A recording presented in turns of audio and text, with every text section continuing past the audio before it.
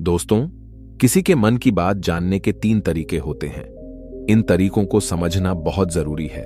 अगर आप इन्हें समझ लेते हैं तो आप आसानी से किसी के भी मन की बात जान और समझ सकते हैं। इसे समझाने के लिए चलिए एक बुद्ध की कहानी सुनते हैं। बहुत समय पहले की बात है। एक छोटे से गांव में 2 भाई रहते थे। बड़ा भाई देख नहीं सकता था, इसलिए वह हमेशा घर पर ही रहता था। छोटा भाई खेती करता था, लेकिन खेतों में जानवर आकर फसलें खराब कर देते थे। इस वजह से छोटा भाई बहुत परेशान था। फिर एक दिन छोटे भाई को एक तरकीब सूझी। उसने सोचा, बड़े भैया तो देख नहीं सकते, पर उनकी मदद ली जा सकती है। अगर वह खेत में बैठें और जानवरों की आहट सुनते ही जोर से चिल्लाएं, तो जानवर भाग जाएंगे और हमारी फसलें बच जाएंगी। यह सोचकर उसने बड़े भाई को खेत में बैठाने का फैसला किया। यह सब सोचने के बाद छोटे भाई ने अपने खेत में एक छोटी सी झोपड़ी बना दी।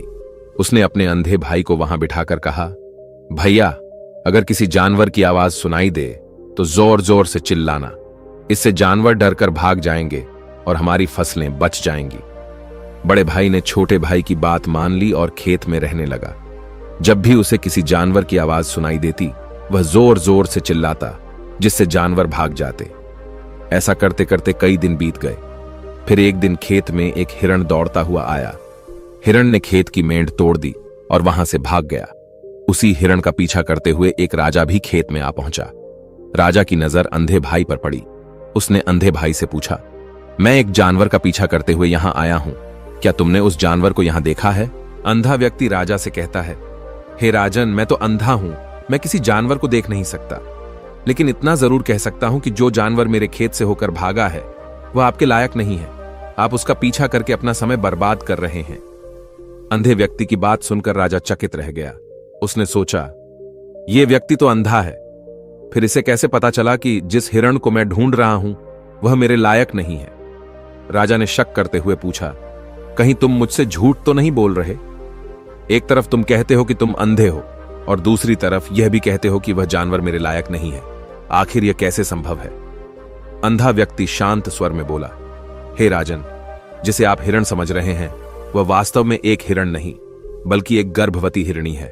और जहां तक मुझे ज्ञान है, मैंने कभी नहीं सुना कि किसी राजा ने गर्भवती हिरणी का शिकार किया हो। यही कारण है कि मैं कह रहा हूं कि वह हिरणी आपके लायक नहीं है। कृपया उसका पीछा करके अपना समय व्यर्थ न करें। यह सुनकर राजा और भी हैरान हो गया। वह सोचने लगा, आखिर यह अंधा व्यक्ति कैसे जान सकता है कि वह जानवर हिरणी है और गर्भवती है? राजा ने कुछ देर सोचने के बाद अपने सेनापति से कहा, सेनापति जी, मुझे वह जानवर जिंदा चाहिए। मुझे यह पता करना है कि क्या वह वास्तव में हिरणी है और क्या वह गर्भवती है। यह अंधा व्यक्ति बहुत विश्वास के साथ कह रहा है और मुझे इसकी सच्चाई की पुष्टि करनी है। अगर वह हिरणी हुई और गर्भवती हुई तो वह हमारे शिकार के लायक नहीं है, क्योंकि हम तो एक हिरण का पीछा कर रहे थे। इसलिए जाओ और इसका पता लगाओ। सेनापति राजा की आज्ञा लेकर तुरंत आगे बढ़ गया। कुछ समय बाद वह लौटकर आया और राजा से कहा, हे राजन, इस अंधे व्यक्ति ने जो भी कहा वह बिल्कुल सच है। वह जानवर एक हिरणी ही है और वह गर्भवती भी है। यह सुनकर राजा पूरी तरह से हैरान और चकित रह गया। उसके मन में कई सवाल उठने लगे। आखिर यह अंधा आदमी कैसे जान सकता है कि वह जानवर एक हिरणी है और वह भी गर्भवती? क्या यह सच में अंधा है? अगर यह देख नहीं सकता तो इसे यह सब कैसे पता चला? राजा को यह बात समझ नहीं आ रही थी। वह लगातार इसी सोच में डूबा रहा कि यह रहस्य क्या हो सकता है। आखिरकार राजा ने ठान लिया कि वह इस बात की तह तक जरूर जाएगा। उसे पता लगाना था कि यह अंधा व्यक्ति कैसे जानता है कि वह जानवर एक हिरणी है और वह भी गर्भवती। यह सोचकर राजा सीधे उस अंधे व्यक्ति के पास पहुंचा। उसने गंभीर स्वर में कहा, देखो, मैं यह तो नहीं कह सकता कि तुम सचमुच अंधे हो या नहीं, लेकिन मैं तुमसे एक सवाल पूछने आया हूं। मैं चाहता हूं कि तुम मेरे सवाल का सच सच जवाब दो। क्या तुम मेरी बात मानोगे? अंधे व्यक्ति ने राजा की बात ध्यान से सुनी। वह शांत और गंभीर स्वर में बोला, हे राजन, आप जो भी पूछना चाहते हैं निसंकोच पूछ सकते हैं। मैं आपको पूरी सच्चाई बताऊंगा। मेरे पास कोई भी बात छिपाने का कारण नहीं है। राजा ने अंधे व्यक्ति की आत्मविश्वास से भरी आवाज सुनी और वह और भी जिज्ञासु हो गया। उसने सोचा, यह व्यक्ति इतनी सच्चाई और दृढ़ता से बोल रहा है, मुझे इसका रहस्य जानना ही होगा। राजा ने अपनी बात को आगे बढ़ाने के लिए खुद को तैयार किया और सवाल पूछने की तैयारी करने लगा। यह सुनकर राजा ने गंभीरता से पूछा, देखो, एक तरफ तुम कहते हो कि तुम अंधे हो और दूसरी तरफ तुमने यह बता दिया कि जिस जानवर का मैं पीछा कर रहा था वह एक हिरणी है और यह भी कि वह गर्भवती है। आखिर तुम्हें यह सब कैसे पता चला? तुम्हारे खेत में और भी जानवर आते होंगे, और भी जानवर यहां से गुजरते होंगे। फिर तुमने यह कैसे अंदाजा लगाया कि यह वही हिरणी है और वह गर्भवती है? यह सुनकर अंधा व्यक्ति मुस्कुराया और शांत स्वर में बोला, हे राजन, आप जिस हिरणी का पीछा कर रहे थे, जब वह मेरे खेत में आई तो उसकी गति और उसके भागने की आवाज से मुझे इसका एहसास हुआ। उसका भागने का तरीका बाकी जानवरों से अलग था। साथ ही मेरे खेत की मेंढ छोटी और नीची है। अगर वह जानवर हिरण होता तो वह आसानी से इस मेंढ को छलांग लगाकर पार कर लेता, लेकिन वह हिरणी इस मेंढ को तोड़कर भागी। अंधा व्यक्ति आगे कहता है, एक गर्भवती हिरणी ऊंची छलांग लगाने से बचती है क्योंकि इससे उसके पेट में पल रहे बच्चे को खतरा हो सकता है। यही सोचकर वह छलांग न लगाकर मेरे खेत की मेंढ तोड़कर निकल गई। इस बात से मैंने समझ लिया कि वह एक हिरणी है और गर्भवती भी है। राजा उसकी बातों को बड़े ध्यान से सुनता रहा। अंधे व्यक्ति के तर्क और उसकी सूझबूझ ने राजा को स्तब्ध कर दिया।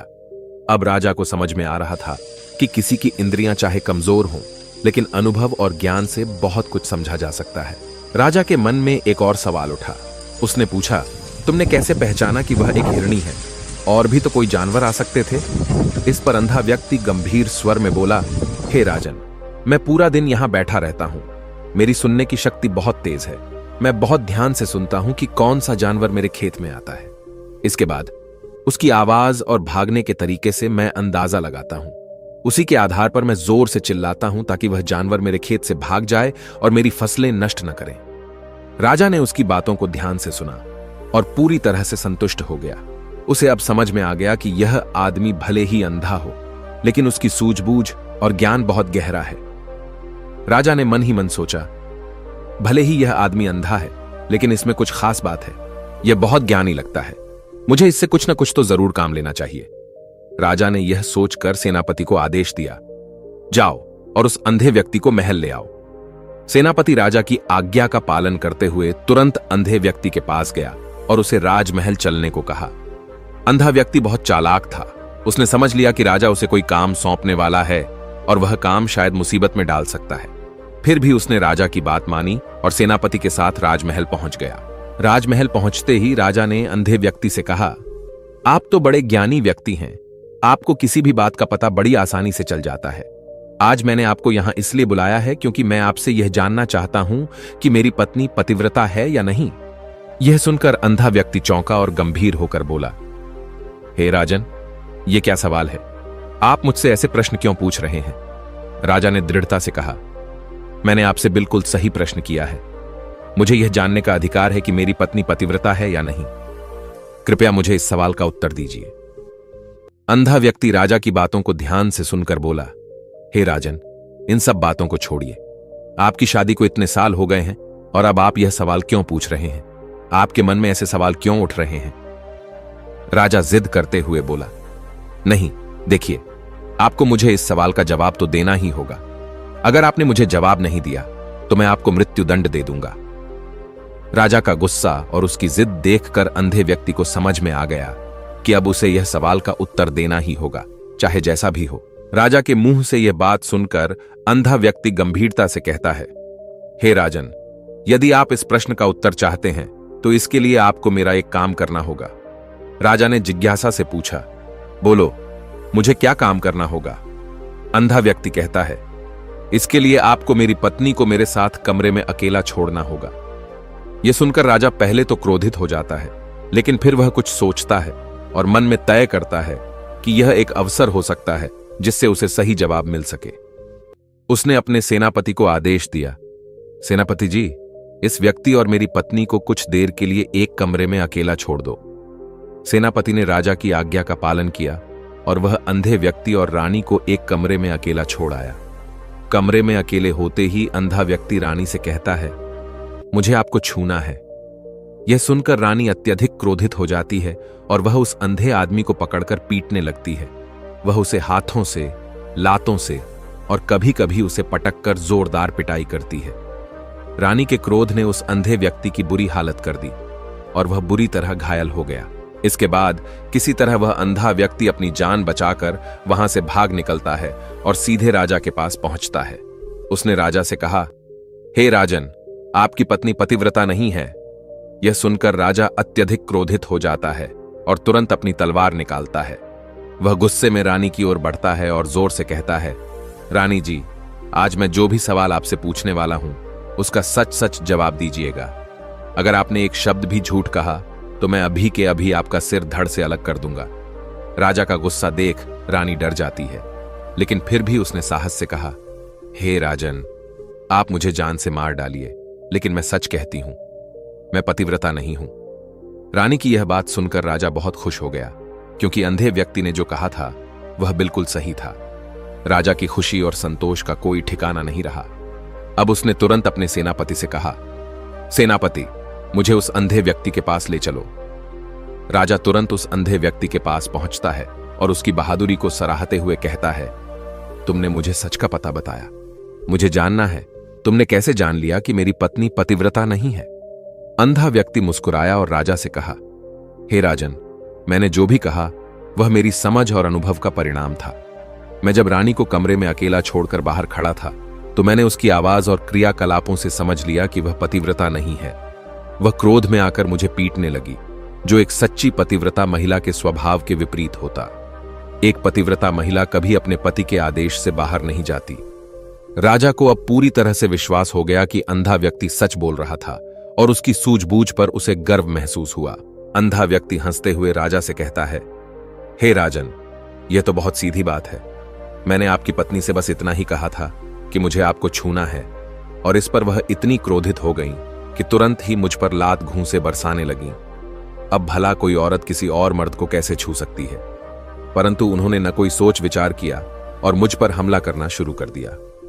यही तो एक पतिव्रता नारी का लक्षण है कि वह अपने पति के अलावा किसी अन्य पुरुष को न तो देखती है और न ही छूने देती है।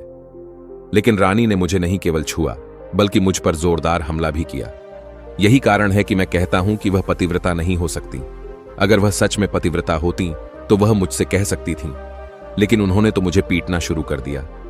और फिर आपने खुद ही देखा कि उन्होंने मुझे छू लिया, उसी वक्त से लेकर पीटने तक। क्या एक पतिव्रता नारी इस तरह का व्यवहार करती है? राजा यह सुनकर थोड़ी देर सोचता है और फिर कहता है, तुम तो बहुत ज्ञानी मालूम पड़ते हो। ठीक है, अब एक और सवाल पूछता हूं। यदि तुमने मुझे इस सवाल का सही सही जवाब दिया तो मैं तुम्हें यहां से जाने दूंगा। राजा की यह बात सुनकर अंधा व्यक्ति सोचता है और फिर तैयार हो जाता है कि वह अगले सवाल का जवाब भी अपनी समझ और ज्ञान से दे। राजा ने गुस्से में आकर अंधे व्यक्ति से कहा, तुम कैसे कह सकते हो कि मैं एक कंजूस सेठ की छाया में हूं? मुझे तुमसे कोई सच्चाई नहीं सुननी है। राजा ने तलवार निकाली और अपनी मां के पास पहुंचने के लिए तेजी से महल की ओर बढ़ा। वह सोचता जा रहा था कि आखिर अंधा आदमी यह कैसे जान सकता है। उसने अब तक जितनी बातें बताई वे सब सच्ची साबित हुई थीं, लेकिन इस बार वह पूरी तरह से असमंजस में था। उसे यह बात समझ में नहीं आ रही थी कि अंधा व्यक्ति उसके बारे में ऐसा कैसे जान सकता है। राजा अपनी मां के पास पहुंचे और गुस्से में कहा, मां, मुझे बताइए, क्या मैं सच में मेरे पिता का बेटा हूं या फिर किसी और का? राजा की मां घबराई हुई थी और उसने धीरे धीरे कहा, बिल्कुल बेटा, तुम मेरे और तुम्हारे पिता के ही बेटे हो। लेकिन राजा ने तुरंत पूछा, लेकिन क्या? मां ने कहा, लेकिन तुम्हारे पिता ने हमेशा बहुत मितव्ययी तरीके से अपना जीवन बिताया। उनका हर काम में बहुत सोच विचार होता था और वह कभी भी बिना कारण पैसे खर्च नहीं करते थे। यही कारण है कि तुम पर भी उनकी आदतों की छाया पड़ी है। राजा को यह सुनकर समझ आ गया कि वह अंधा व्यक्ति सही कह रहा था। उसके मन में अब कुछ शांत हुआ और वह इस सच्चाई को स्वीकार करने लगा। वह तुरंत अपनी मां के पास से लौटता है और अंधे व्यक्ति के पास जाकर कहता है, तुमने जो कहा वह बिल्कुल सही था। अब मुझे समझ में आ गया है कि क्यों तुमने मुझे कंजूस सेठ की छाया वाली बात कही। अंधा व्यक्ति मुस्कुराते हुए राजा से कहता है, हे राजन, यही तो मेरा उद्देश्य था, आपको यह समझाना कि अपनी आदतों और विचारों का असर हमारे जीवन पर पड़ता है। अब आप इस सच्चाई को जानकर अपने रास्ते को सही दिशा में मोड़ सकते हैं। राजा अब अंधे व्यक्ति के ज्ञान और समझदारी को पूरी तरह से सराहते हुए उसे धन्यवाद देता है। राजा ने अंधे व्यक्ति की बातों को ध्यान से सुना और फिर पूछा, तुमने कहा कि मन की एक भाषा होती है और इसे शरीर के व्यवहार में देखा जा सकता है। क्या तुम मुझे इस बारे में और समझा सकते हो? अंधा व्यक्ति मुस्कुराते हुए कहता है, हे राजन, देखो, अगर हम किसी व्यक्ति के शरीर के व्यवहार पर ध्यान दें तो हम उसकी मानसिक स्थिति का अंदाजा आसानी से लगा सकते हैं। जैसे जब कोई व्यक्ति खुश होता है तो उसका चेहरा मुस्कुराता है, उसकी आंखों में चमक होती है और वह जो भी काम करता है उसमें उत्साह और ऊर्जा होती है। वहीं अगर कोई व्यक्ति परेशान या चिंतित होता है तो उसकी चाल धीमी हो जाती है, उसका चेहरा उदास होता है और वह कम बोलता है। इसी तरह से हर व्यक्ति का शरीर उसकी मन की स्थिति को दिखाता है। राजा ने ध्यान से उसकी बातों को समझा और फिर बोला, यह सच है, लेकिन तुम्हारे जैसे अंधे व्यक्ति को यह सब कैसे पता चलता है? तुम्हारी आंखें नहीं हैं, फिर भी तुम इतनी सटीक बातें कैसे कर पाते हो? अंधा व्यक्ति मुस्कुराते हुए जवाब देता है, हे राजन, मैं अपनी सुनने की शक्ति का इस्तेमाल करता हूं। जब मैं लोगों से बात करता हूं तो मैं उनके शब्दों को सुनता हूं, उनके चेहरे के भावों को समझता हूं और उनके शरीर की हिलचाल को देखता हूं।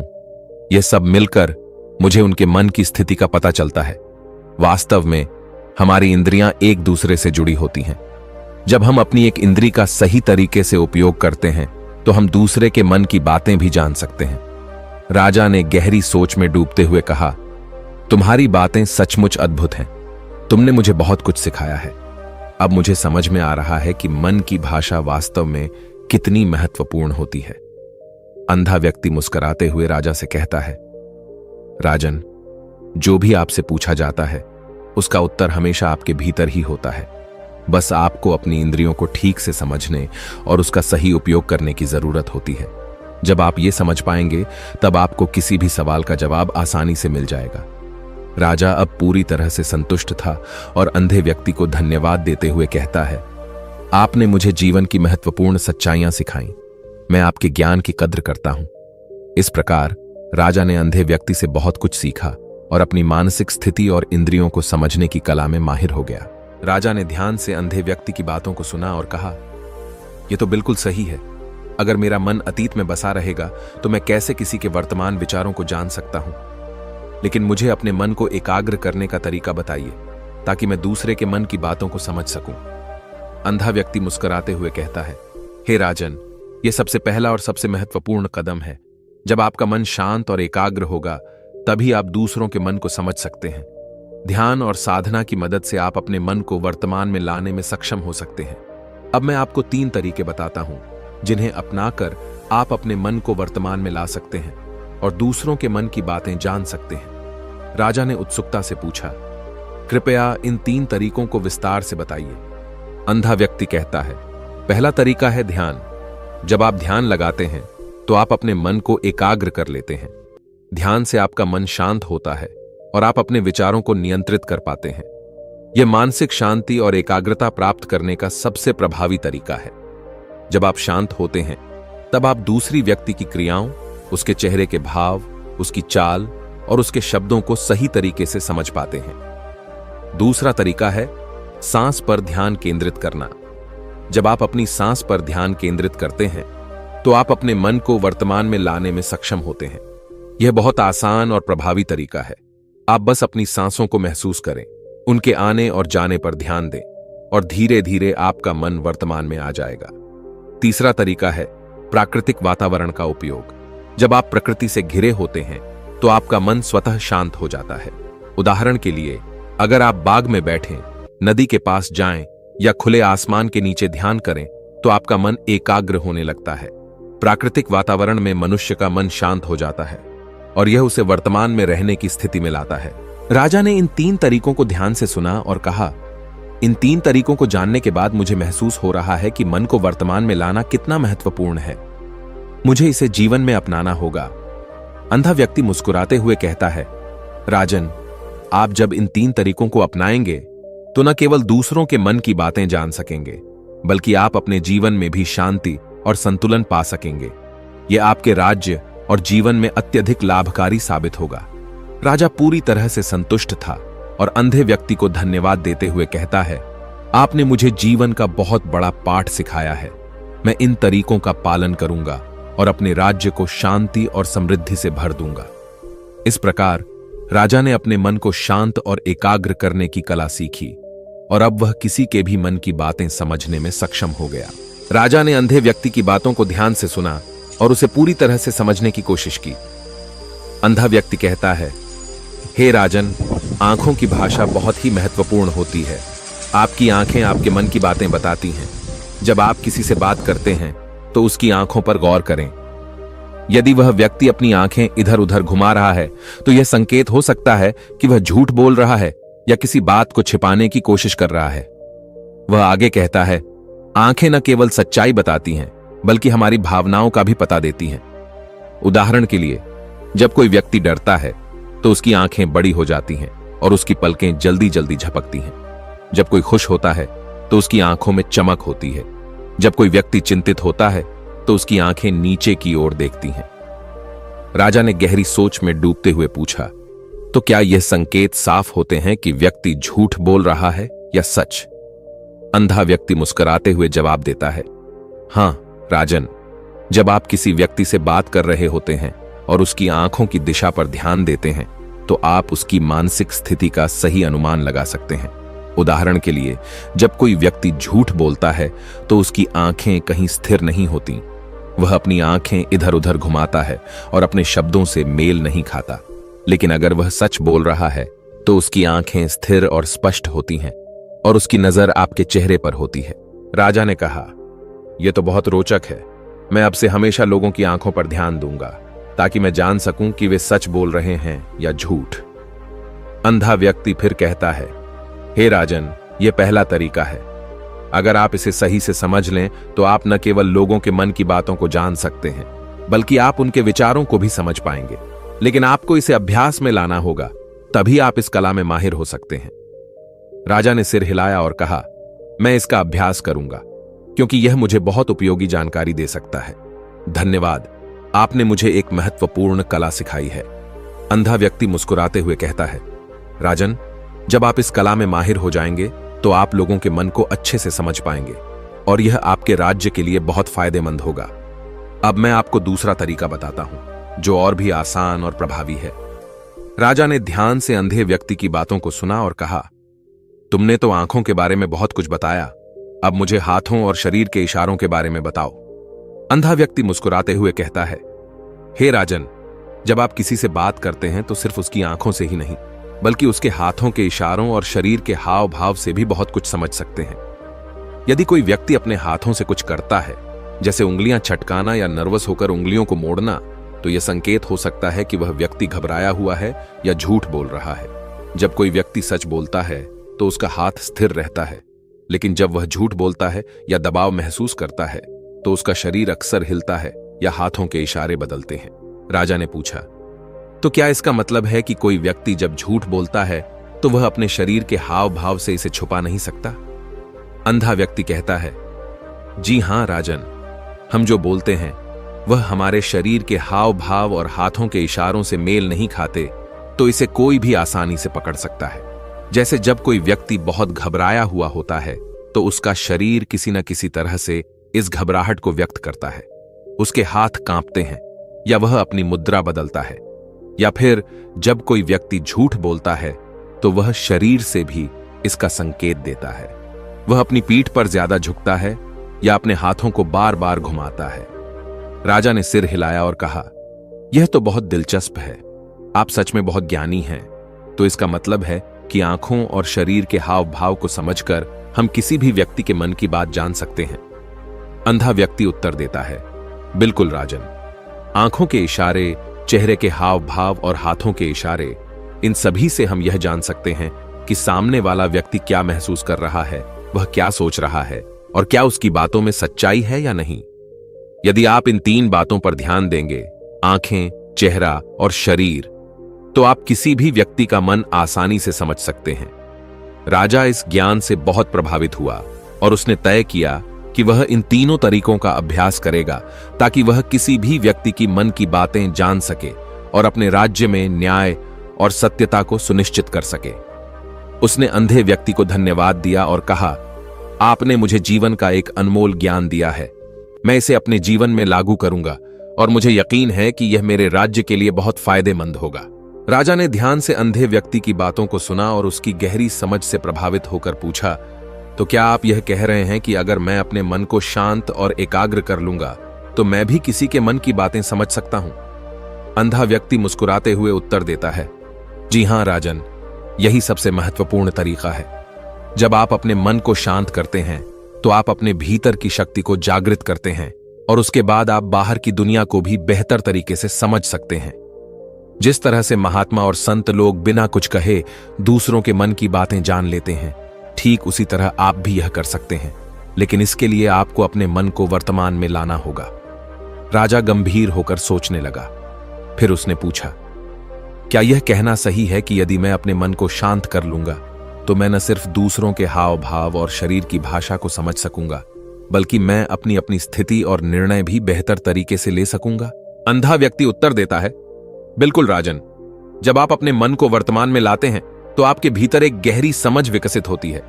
आपका दिमाग स्पष्ट होता है और आप न सिर्फ दूसरों को समझ पाते हैं बल्कि अपनी परिस्थितियों का भी सही मूल्यांकन कर पाते हैं। इससे आपकी सोच में गहराई आती है और आप सही निर्णय लेने में सक्षम हो पाते हैं। यही कारण है कि संत महात्मा जो अपने मन को शांत और एकाग्र रखते हैं, वे जीवन के कठिन निर्णयों को सरलता से ले पाते हैं। राजा ने गहरी सांस ली और मन ही मन यह ठान लिया कि वह इन 3 तरीकों का अभ्यास करेगा: आंखों, चेहरे और शरीर के हाव भाव पर ध्यान देना और अपने मन को शांत एवं एकाग्र करना। उसने सोचा, यदि मैं इन विधियों को सही से समझ और लागू कर पाया तो न सिर्फ मैं दूसरों के मन को समझ पाऊंगा बल्कि अपने राज्य में भी शांति और संतुलन स्थापित कर सकूंगा। राजा ने अंधे व्यक्ति को धन्यवाद दिया और कहा, आपने मुझे अमूल्य ज्ञान दिया है, मैं इसे अपने जीवन में अपनाऊंगा और अपनी प्रजा के भले के लिए इसका उपयोग करूंगा। अंधा व्यक्ति राजा के दृष्टिकोण को देखकर प्रसन्न हुआ और उसे आशीर्वाद देते हुए महल से बाहर निकल गया।